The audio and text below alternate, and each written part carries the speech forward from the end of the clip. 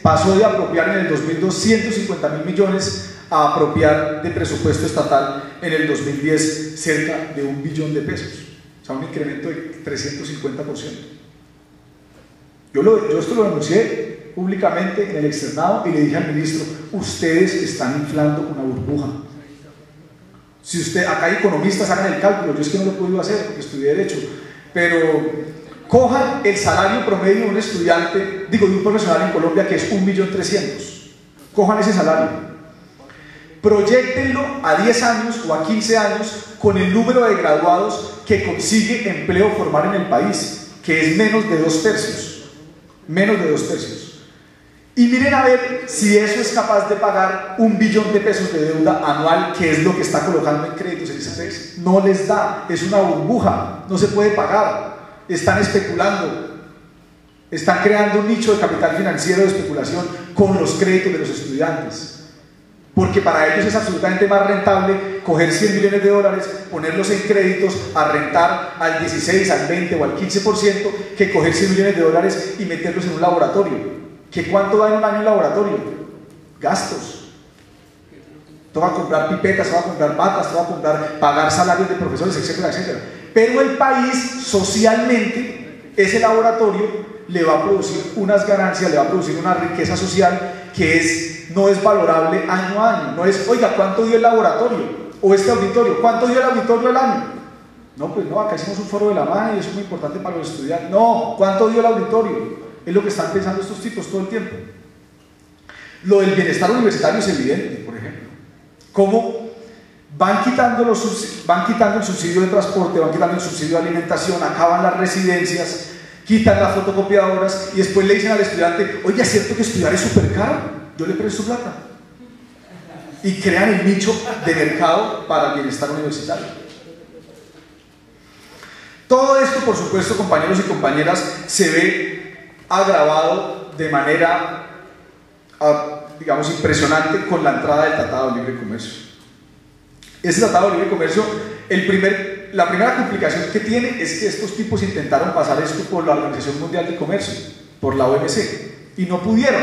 Entonces, el paquete era más o menos así, y ellos dijeron: como vamos a ir a la OMC, pues no vamos a meterlo todo, vamos a ceder y vamos a meter esto. No pudieron meterlo. Entonces dijeron: bueno, vamos a hacer el ALCA. Y ya el ALCA ya no era con China, ya no era con Asia, entonces era América. Entonces dijeron: ya no vamos a meter esto, sino que vamos a meter esto.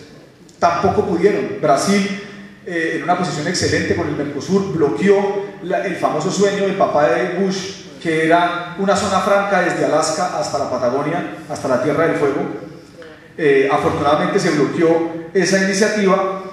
Y después lo que hizo Estados Unidos fue entrar a negociar bloque a bloque, porque yo les recuerdo que ese Tratado de Libre Comercio primero iba a ser negociado con la CAN, y afortunadamente también Evo Morales y Chávez dicen: no, yo que me voy a poder negociar con un tipo que es 57 veces más alto que yo. Es que es David y Goliat, pero además robándonos la cauchera, o sea, quedamos con nada.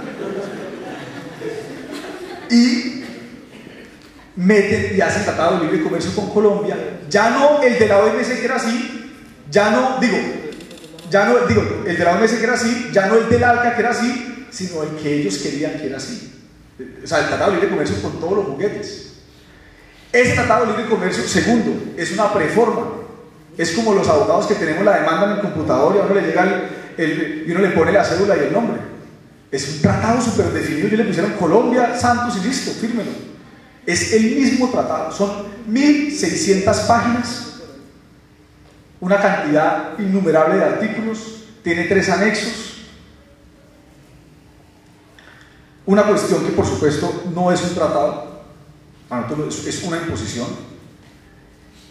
Yo no sé si ustedes vieron la noticia, en las renegociaciones de los anexos, hubo unos anexos aprobados que no estaban traducidos. O sea, en la negociación les dijeron: oiga, vamos a meter tal anexo. Bueno, ¿y qué dice? No, dice algo así. Bueno, hágale. Y la traducción, no, se la mandamos. Y lo aprobaron sin la traducción. Pues yo sé que los yuppies que lo negociaron sabían inglés, pero ¿cómo van a aprobar una cosa legalmente sin la traducción? Eso sucedió. Segundo, no es libre. Son 1.600 páginas llenas de cláusulas, anexos, parágrafos, etcétera, etcétera, que regulan absolutamente todo. Y tercero, no es solamente comercio. Ahí está, por ejemplo, en ese Tratado de Libre Comercio se negoció y se entregó el mar territorial, la plataforma continental, el espectro electromagnético, la órbita geoestacionaria. Estados Unidos hoy con libre comercio, con el Tratado de Libre Comercio, pone un satélite en nuestra privilegiada órbita geoestacionaria y Colombia le dice, págueme un arriendo por eso. Y le no, pero si eso no es de ustedes. Pero ¿cómo así que no es de nosotros? Mire el Tratado de Libre Comercio, ahí usted no dice que la órbita geoestacionaria es suya. Y pueden hacerlo. Y por supuesto está la educación. Por supuesto está la educación. Este tipo de tratado funciona a través de un sistema que se llama listas negativas, es decir, que si usted no dice explícitamente qué bien o servicio o qué derecho excluye del tratado, queda incluido en el tratado. Y como ustedes saben que la neoliberal Ley 30 trata la educación como un servicio, inmediatamente entra a ser parte del capítulo de servicios transfronterizos. Brevemente explico cuáles son las 4 causas dañinas de ese Tratado de Libre Comercio en materia educativa. El primero, trato nacional. Trato nacional, yo por acá tengo la cláusula, a ver si la puedo leer.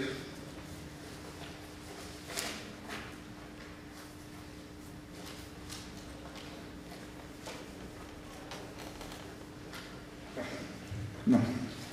Trato nacional dice que Colombia tendrá que otorgarle el mismo trato a los prestadores de servicio de la otra parte.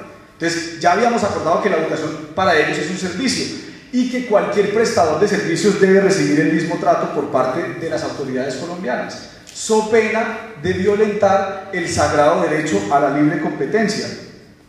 Dice así exactamente: Colombia otorgará a los proveedores de servicios educativos de Estados Unidos un trato no menos favorable que el que otorgue en circunstancias similares a sus proveedores de servicios. ¿Qué quiere decir eso? El Estado colombiano se mete la plata al bolsillo para subsidiar todas las matrículas de la UIS. Y la Universidad Phoenix o cualquier universidad con ánimo de lucro de Estados Unidos que ponga una sede acá al frente, le puede decir al Estado, oiga, trato nacional, ¿usted por qué está privilegiando un prestador de servicios? Está violentando la libre competencia. Le voy a meter una demanda en un tribunal de arbitramiento. Eso ya lo están haciendo. La carta que le mandaron los dueños de la CPS al ministro de Salud es diciéndole, usted nos llega a tocar un pelo y nosotros lo demandamos internacionalmente porque usted no nos puede poner requisitos de desempeño, que es la segunda cláusula que les voy a comentar. La primera ya la están aplicando hace rato. ¿Qué es lo que termina pasando? Le quitan el presupuesto a la universidad pública como lo manda el Banco Mundial, estrictamente el Banco Mundial en los acuerdos de préstamo dice. Por lo tanto, el Banco Mundial puede esgrimir otro poderoso argumento en favor de sus préstamos para la educación superior. 2 puntos. El apoyo de los esfuerzos de los países para adoptar reformas políticas que permitan al subsector de la educación superior funcionar de manera más eficiente y con menor costo para el Estado. Es decir,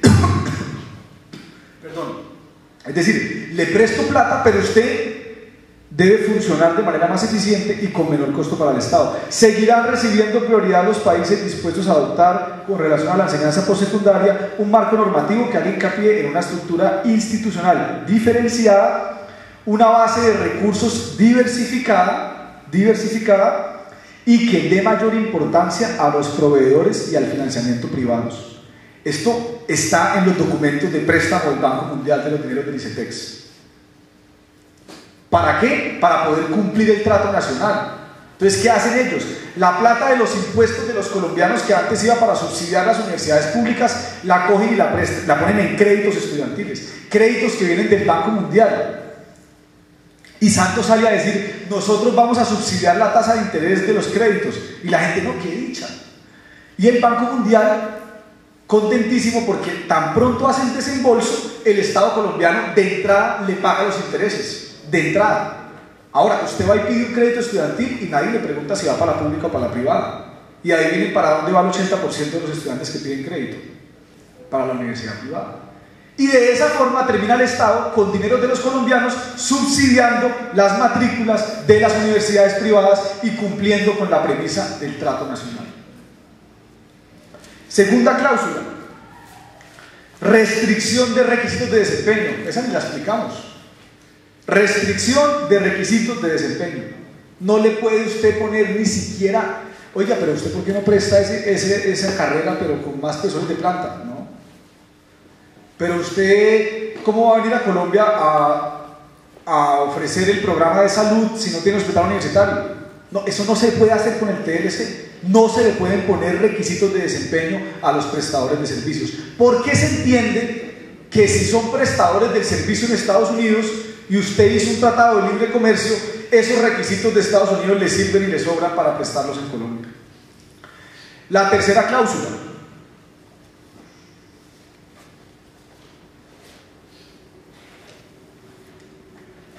La tercera cláusula, el acceso a mercados. Esa es la que estamos peleando con el viceministro, que él dice que él puso una salvaguarda del anexo. Yo ahí revisé el anexo, ese anexo no sirve para nada. Ese anexo no sirve para nada. Dice, ¿qué es acceso a mercados? Como en Estados Unidos se permite el ánimo de lucro y en Colombia está prohibido el ánimo de lucro, el acceso a mercados dice que usted no le puede poner talanquera, no le puede poner trabas a la forma en que los prestadores de servicios se constituyen para prestar el servicio. Es decir, que toca permitir el ánimo de lucro en Colombia. Las sociedades anónimas prestando servicios educativos, como dicen ellos. Ahora, el anexo plantea una posibilidad. Dice, el Estado colombiano podrá tomar medidas restrictivas respecto al punto. Y yo le decía al viceministro en el externado, o sea, evidentemente ustedes están haciendo, no es tomando medidas restrictivas, pero se acabaron de meter una ley que le ganamos en la calle donde proponían era todo lo contrario. Todo lo contrario.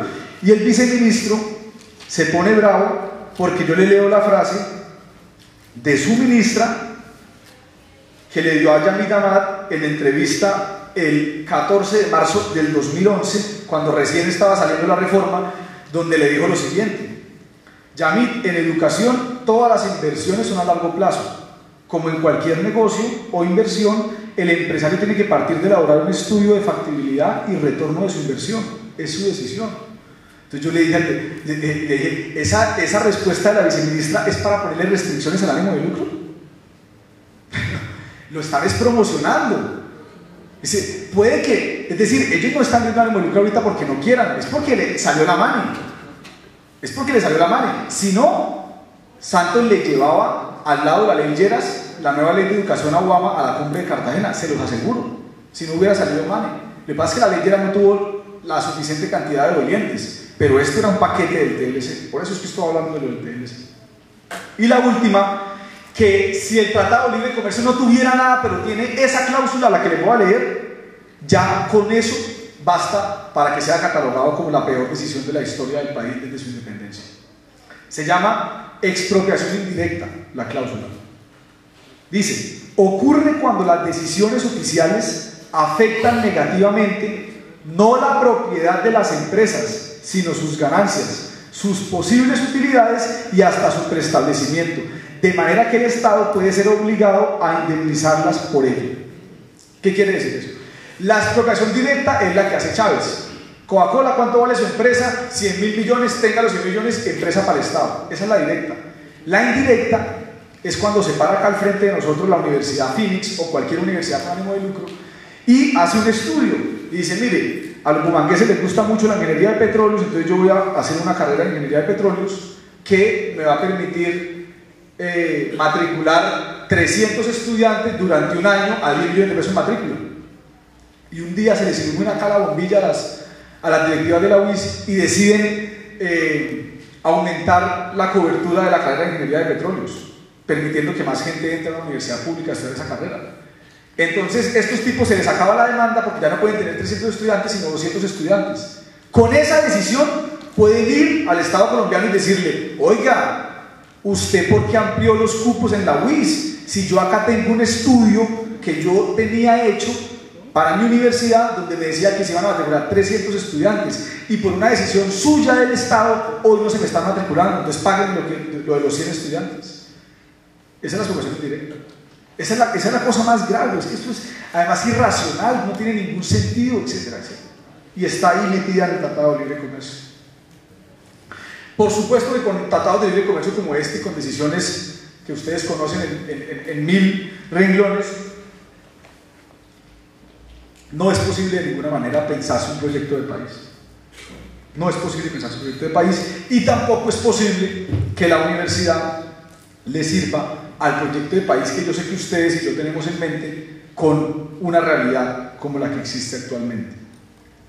¿Qué es entonces lo que le toca hacer a la universidad o cómo debería ser esa relación de la universidad y la sociedad de la forma más conveniente para revertir, para subvertir este tipo de escenarios? El primero, la sociedad tiene que garantizar una oferta de posibilidades para la sociedad en todo tipo de disciplinas que estudien, en todo, humanísticas y no humanísticas. Ahora, ¿cómo se garantiza que ese tipo de ofertas sean cosas democráticas y no cosas, digamos, reaccionarias, atrasadas? Con un acceso democrático. Es decir, no puede ser la élite la que está manejando las fuerzas en las universidades, sino que tiene que ser la representación más genuina, más auténtica de las fuerzas sociales, populares, democráticas de una sociedad. Acá tenemos que pensarnos seriamente en el debate del acceso diferenciado y cómo lo vamos a manejar, por lo menos en una fase de transición, para dotar a la universidad de esas fuerzas democráticas que hoy no están presentes en la universidad. Eso no es con decretos, eso no es con fórmulas que van a aparecer en la ley. El carácter democrático de la universidad toca peleárselo con las fuerzas vivas de las universidades, adentro de las universidades. O sea, la universidad per se no puede ser ni de izquierda ni de derecha. Tiene que ser garante del espacio de ideas, y los que nos inscribimos, por ejemplo, en la izquierda, pelear en el marco de la autonomía de la universidad cuáles deben ser el tipo de propuestas que se están haciendo. Es decir, si la Facultad de Petróleo va a sacar un estudio que dice que está muy chévere que Pacífico Rubiales saquee al país, o si la facultad va a sacar un estudio que dice que el saqueo de Pacífico Rubiales le está haciendo daño al país. Eso se pelea es con las fuerzas democráticas internas de la universidad, profesores, estudiantes, trabajadores. ¿La sociedad lo acepta o no lo acepta? Pues que lo acepte o no lo acepte la sociedad también dependerá de la correlación de fuerzas que exista en la sociedad.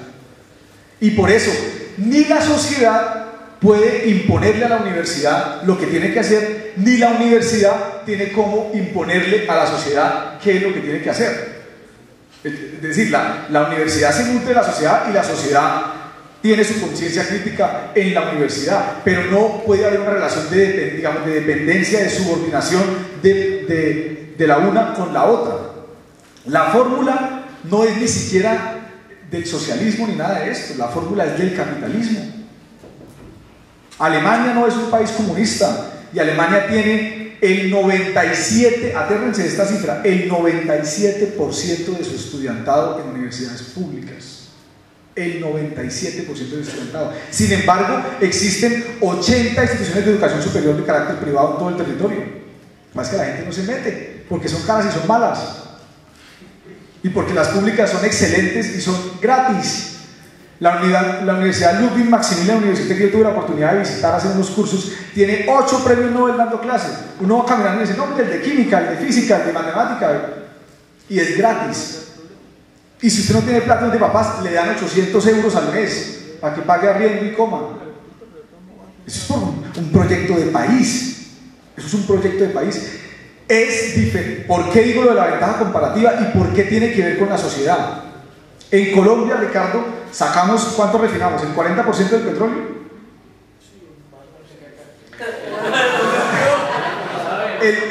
Entonces en Colombia, cuando nos va bien, sacamos un barril de petróleo y más o menos el 40% lo volvemos gasolina.